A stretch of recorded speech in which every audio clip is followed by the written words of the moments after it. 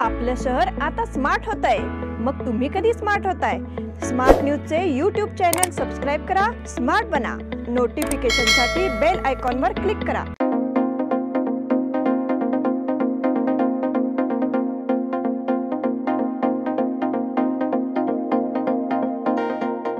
नमस्कार, मैं Omkar Angadi smart plus के आज के समाचार में आपका स्वागत। नजर सबसे पहले सुर्खियों पर।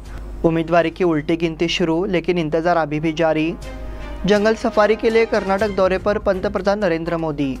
पिछड़े गौरव को पाने के लिए समिति के सामने नई चुनौतियां। 5वीं से 8वीं तक के सभी छात्र पास हुए। श्री चांगलेश्वरी देवी यात्रा कल से शुरू होगी। अरिहंत अस्पताल में चौथी टावी सर्जरी सफल।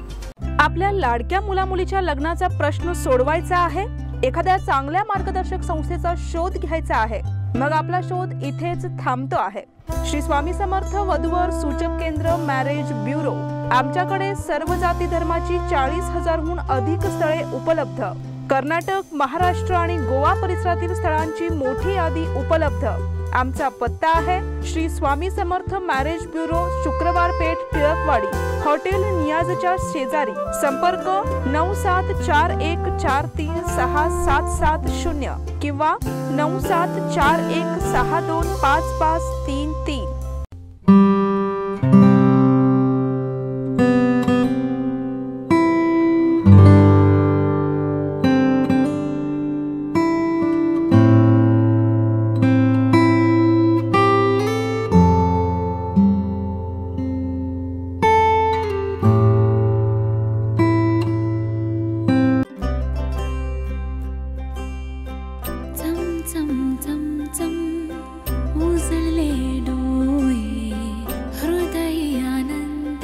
BS Channabasappa and Sons, the textile mall at Tilakwadi, Belagavi.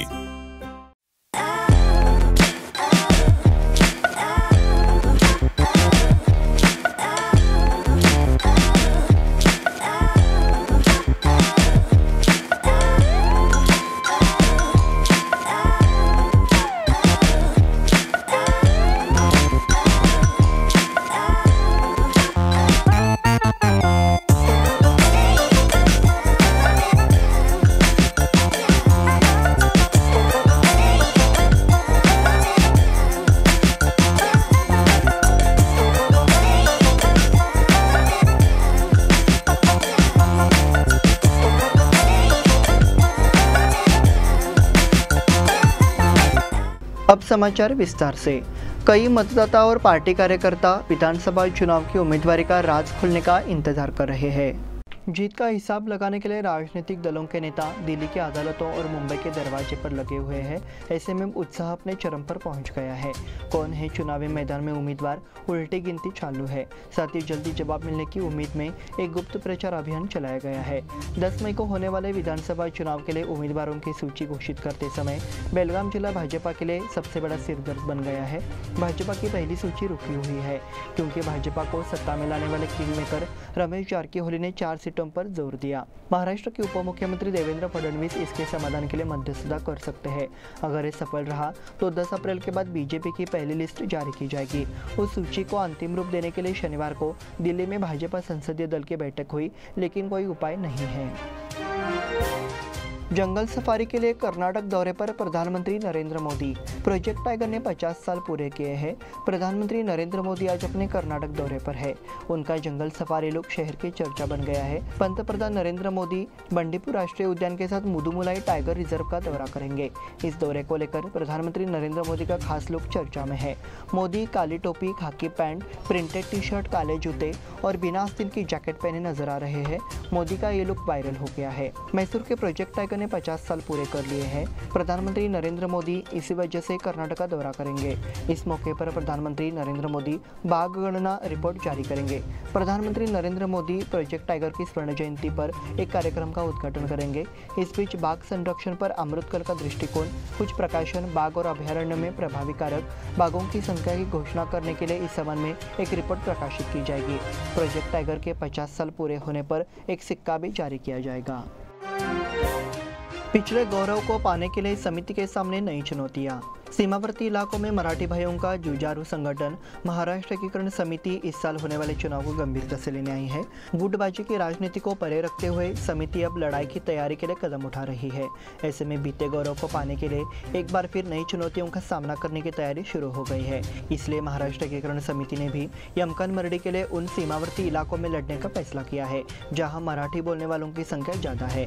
हालांकि समिति के सामने लगातार 3 बार निर्वाचित हो चुके सतीश जारकीहोली की हवा रोकने की चुनौती है, लेकिन कमेटी बनने से निर्वाचन क्षेत्र जरूर बढ़ेगा। फोकस बेलगाम ग्रामीण, दक्षिण और उत्तर निर्वाचन क्षेत्रों पर है।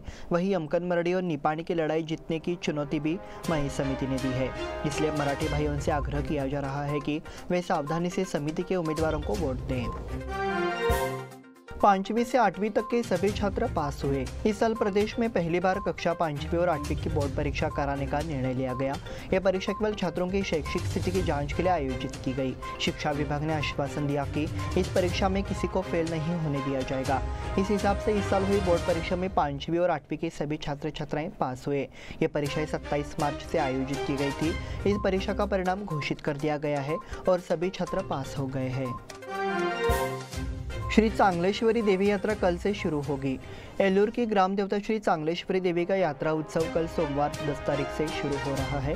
साथ ही लक्ष्मी देवी का जन्मोत्सव भी मनाया जाएगा। हर वर्ष की भांति उक्त यात्रोत्सव कार्यक्रम को लेकर होगा और इसकी तैयारी ग्रामीणों ने सफलतापूर्वक कर ली है। हर साल अप्रैल माह में श्री चांगलेश्वरी देवी की यात्रा होती है। कल सोमवार को अम्बिल रथों की शोभा यात्रा निकलेगी। मंगलवार सुबह 11 बजे बैलों के जोड़े को सजाकर निकाला जाएगा। तत्पश्चात श्री चांगलेश्वरी देवी एवं श्री कलमेश्वर मंदिर के सामने कार्यक्रम होगा। बुधवार को श्री लक्ष्मी देवी का जन्मोत्सव मनाया जाएगा। इस समय मां की पूजा की जाएगी। साथ ही यात्रा के अवसर पर महाराष्ट्र मैदान में कुश्ती के अखाड़े का भी आयोजन किया गया है। अरिहंत अस्पताल में चौथी टावी सर्जरी सफल। यहाँ के अरिहंत अस्पताल में चौथी टावी एक बहुत ही कठिन और जटिल सर्जरी सफलतापूर्वक की गई। सर्जरी में रोगी के क्षतिग्रस्त महाधमनी वॉल को बदलना शामिल था। अस्पताल के एमडी और मशहूर heart surgeon doctor MD Dixit के मार्गदर्शन में doctor Amol Sonawe, doctor Prabhu Halkatti, doctor Prashant MB के मार्गदर्शन में ये सर्जरी की गई। उत्तर कर्नाटक, दक्षिण महाराष्ट्र और गोवा के मरीज अब इस सुविधा का लाभ उठा सकते हैं।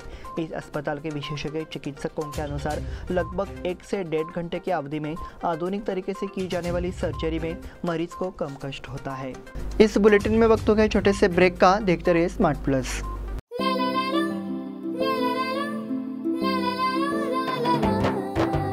जले दीप अंगना में होगी रोशन दुनिया, पलकों तले छा जाए चांद तारों का साया। रंगोली में खिले रंग खुशियों की भी तरानी, तन मन झिलमिल जाए हर पल होंगे सुहाने। ये अटूट बंधन खिले हर आशियाना, रंग वस्त्रों का खजाना मन भाए आराधना। रंग वस्त्रों का खजाना मन भाए आराधना। आराधना मारुति गली बेलगाम। मन भाए आराधना।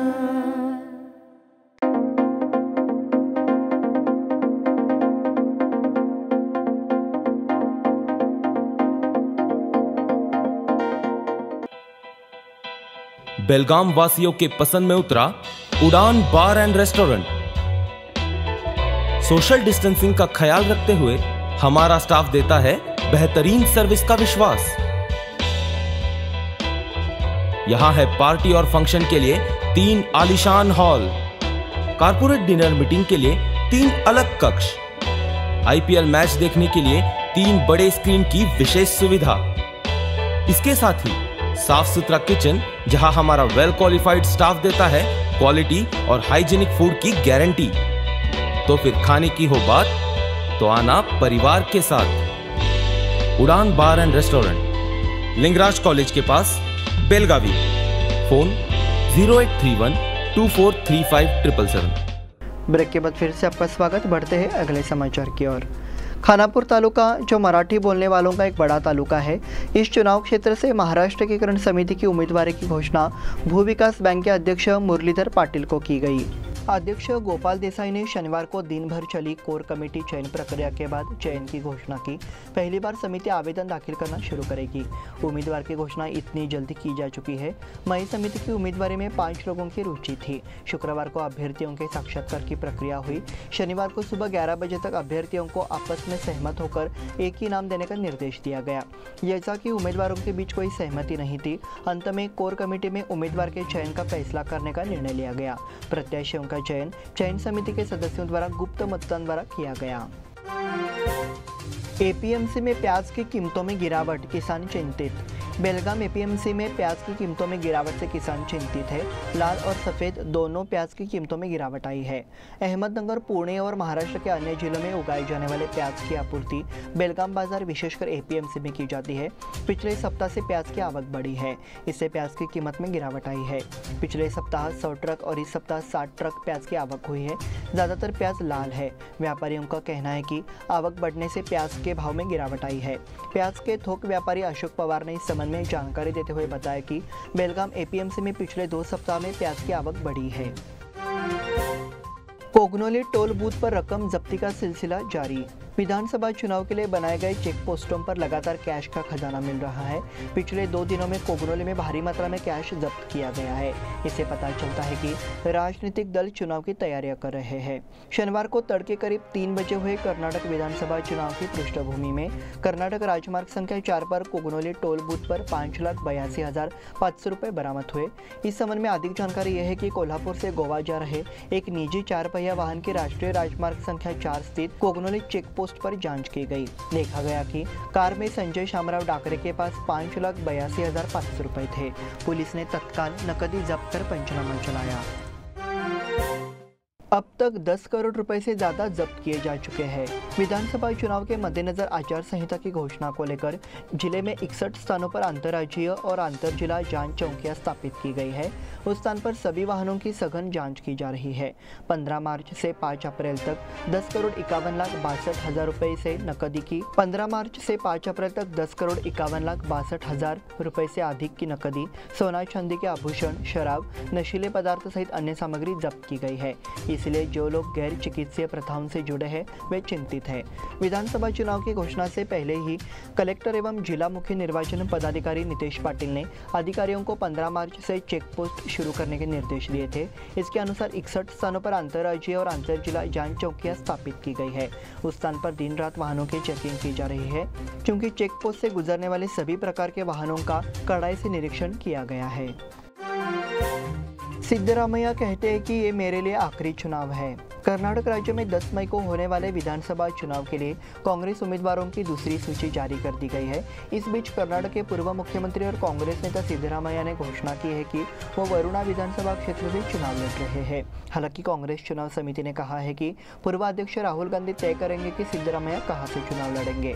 समाचार एजेंसी ANI से बात करते हुए सिद्धरामैया ने कहा कि चूंकि मेरा पैतृक गांव इस निर्वाचन क्षेत्र में आता है, इसलिए मैं वरुणा से चुनाव लड़ रहा हूँ। यह मेरा आखिरी चुनाव होगा।